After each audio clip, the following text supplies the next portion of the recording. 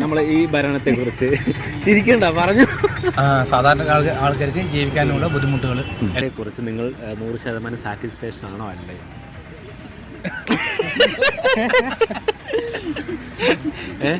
പറഞ്ഞു അത്രേ ഉള്ളൂ, സിമ്പിളായിട്ട് നമ്മുടെ ഒരു അഭിപ്രായം പറയാം.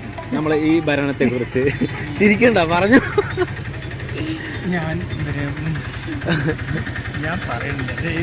ആരെങ്കിലും ഒരാൾ പറയാം. അതെ, അയ്യോ അപ്പൊ ജോലിയുടെ കാര്യത്തിന് തീരുമാനമാകോ? പറഞ്ഞോ.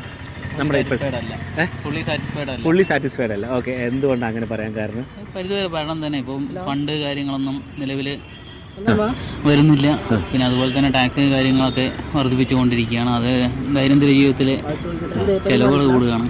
നമ്മളെ ബാധിക്കുന്ന തീർച്ചയായും സാധാരണക്കാരനെ ബാധിക്കുമല്ലോ. ഒരു വെജിറ്റബിളിന്റെ വില കൂടുകയാണെന്ന് പറഞ്ഞാൽ സാധാരണക്കാരനെ ബാധിക്കുകയാണ്.